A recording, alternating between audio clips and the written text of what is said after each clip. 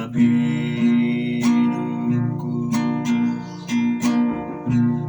serahkan padamu. Bimbing aku masuk rencanamu,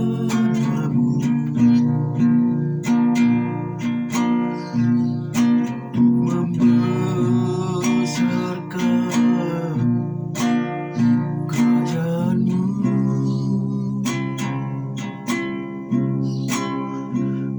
Mau mengikuti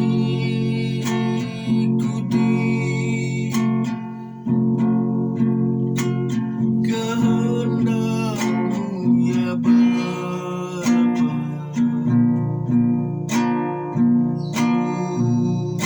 Mau selalu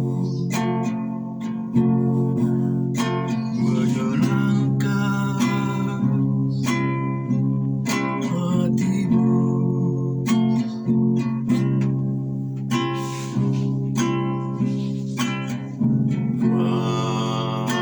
Mataku tertuju padamu, segenap hidupku serahkan padamu.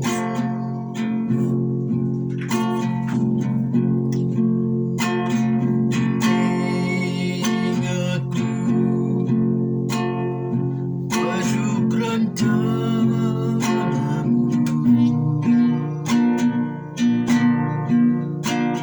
membesarkan kerajaanmu.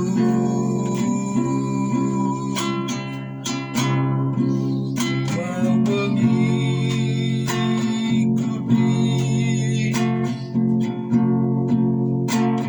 kehendakmu ya Bapa.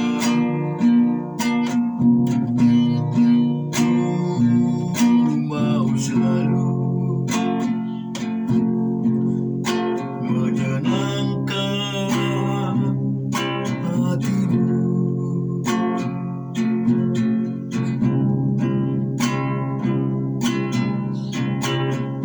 Ku mau mengikuti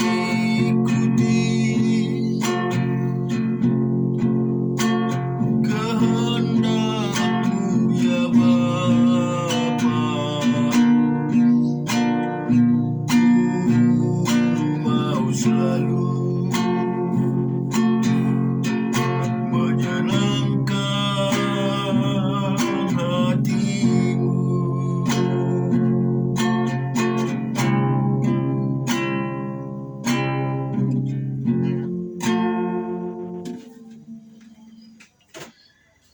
Puji Tuhan, kita baca firman Tuhan Ibrani 10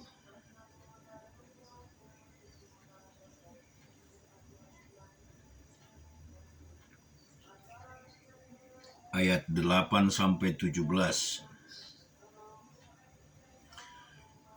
Di atas ia berkata, korban dan persembahan, korban bakaran dan korban penghapusan dosa tidak engkau kehendaki, dan engkau tidak berkenan kepadanya, meskipun dipersembahkan menurut hukum Taurat.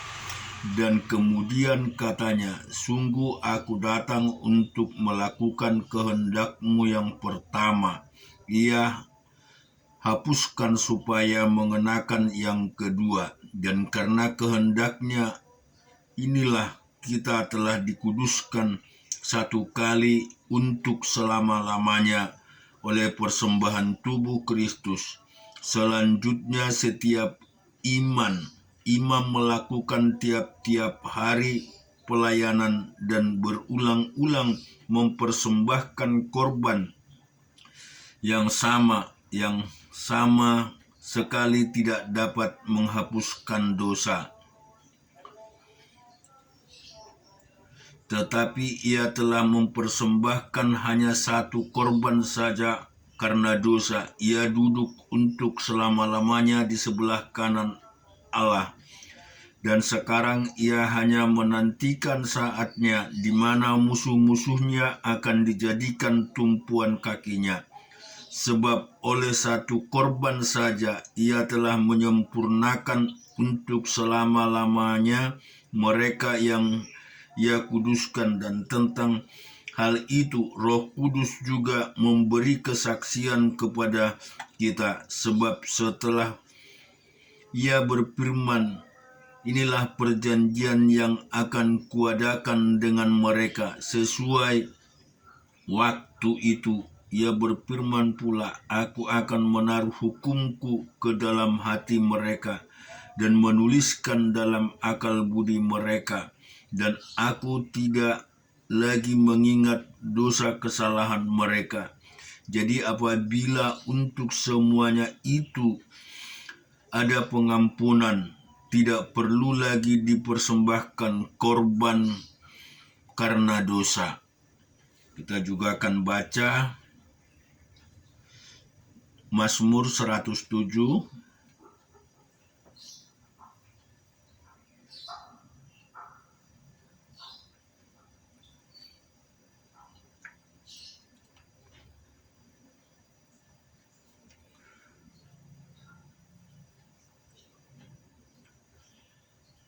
ayat 4-32.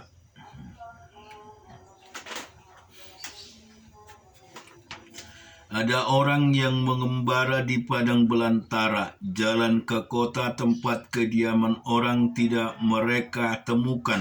Mereka lapar dan haus, jiwa mereka lemah lesu dalam diri mereka. Maka berseru-serulah mereka kepada Tuhan dan dalam kesesakan mereka, dan dilepaskannya mereka dari kecemasan mereka. Di bawahnya mereka menempuh jalan yang lurus sehingga sampai ke kota tempat kediaman orang. Biarlah mereka bersyukur kepada Tuhan karena kasih setianya, karena perbuatan-perbuatannya yang ajaib terhadap anak-anak manusia. Sebab dihapuskannya jiwa yang dahaga dan jiwa yang lapar, dikenyangkannya dengan kebaikan. Ada orang-orang duduk dalam gelap kelam, terkurung dalam sengsara dan besi, karena mereka memberontak terhadap perintah-perintah Allah dan menista nasihat yang maha tinggi. Maka ditunjukkannya hati mereka ke dalam kesusahan. Mereka tergelincir dan tidak ada yang menolong. Maka berseru-seru mereka kepada Tuhan dalam kesesakan mereka, dan diselamatkannya mereka dari kecemasan mereka. Di bawahnya mereka keluar dari dalam gelap dan kelam, dan diputuskannya belenggu-belenggu mereka. Biarlah mereka bersyukur kepada Tuhan karena kasih setianya, karena perbuatan-perbuatannya yang ajaib terhadap anak-anak manusia.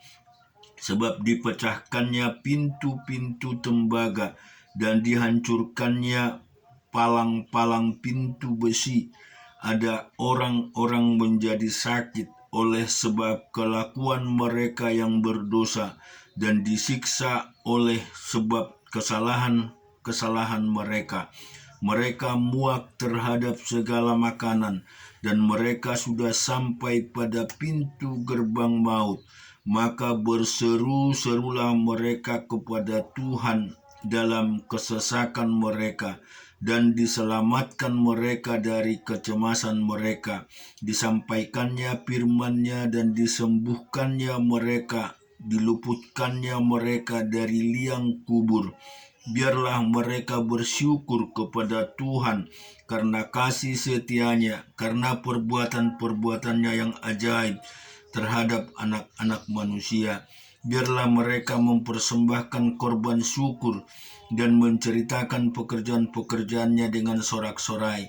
Ada orang yang mengarungi laut dan kapal-kapal yang melakukan perdagangan di laut luas. Mereka melihat pekerjaan-pekerjaan Tuhan dan perbuatan-perbuatan yang ajaib di tempat yang dalam. Ia berfirman, maka dibangkitkannya angin badai yang meninggikan gelombang-gelombangnya. Mereka naik sampai ke langit dan turun ke samudra raya. Jiwa mereka hancur karena celaka. Mereka pusing dan terhuyung-huyung seperti orang mabuk dan kehilangan akal. Maka berseru-serulah mereka kepada Tuhan dalam kesesakan mereka, dan dikeluarkannya mereka dari kecemasan mereka. Dibuatnya badai itu diam sehingga gelombang-gelombangnya tenang. Mereka bersuka cita sebab semuanya reda, dan dituntunnya mereka ke pelebuhan kesukaan mereka. Biarlah mereka bersyukur kepada Tuhan karena kasih setia-Nya, karena perbuatan-perbuatannya yang ajaib terhadap anak manusia. Biarlah mereka meninggikan Dia dalam jemaat umat itu dan memuji-muji Dia di dalam majelis para tua-tua. Syukur kepada Tuhan kita Yesus Kristus. Dia Allah yang luar biasa, yang selalu menolong dan selalu memberikan kehidupan bagi kita semua. Di dalam Ibrani 10 ayat 8 sampai 17, bahwa firman-Nya sangat jelas mengatakan bahwa Tuhan telah mengampuni dosa kita sekali untuk selamanya. Jadi untuk pengampunan dosa telah Dia lakukan dengan memberikan nyawanya di atas kayu salib. Pengorbanan Dia telah Dia lakukan. Dan tidak ada lagi pengampunan yang kedua kali. Kalau kita baca dari ayat 11-nya, selanjutnya setiap imam melakukan tiap-tiap hari pelayanannya dan berulang-ulang mempersembahkan korban yang sama sekali tidak dapat dihapuskan dosa. Tetapi Ia telah mempersembahkan hanya satu kali korban saja. Karena dosa, Ia duduk untuk selama-lamanya di sebelah kanan Allah. Dan sekarang Ia hanya menantikan saatnya di mana musuh-musuhnya akan dijadikan tumpuan kakinya. Sebab oleh satu korban saja Ia telah menyempurnakan untuk selama-lamanya mereka yang Ia kuduskan. Jadi Tuhan telah melakukan korban satu kali saja di dalam penyempurnaan hidup kita untuk kekudusan di dalam hidup kita. Karena itu tentulah sangat berharga arti pengorbanan yang Tuhan berikan di dalam hidup kita. Tentulah bahwa pengorbanan itu berharga di dalam hidup kita dan sangat penting sekali untuk kita pegang satu arti pengorbanan yang Tuhan berikan kepada kita. Jadi kita melihat Tuhan itu sangat baik, Tuhan itu sangat luar biasa. Dia tidak akan ada lagi pengampunan kedua kali. Ketika kita melakukan dosa yang sama setelah pengampunan Tuhan Yesus atau setelah kita mengenal lebih dekat daripada kebenaran firman, tentu tidak ada lagi pengampunan yang kedua kali. Oleh sebab itu menjadi perenungan di dalam hidup kita bagaimana pertolongan Tuhan ini menyucikan, menguduskan umat yang berdosa menjadi kudus di hadapan-Nya, menjadi kudus di hadapan Bapa.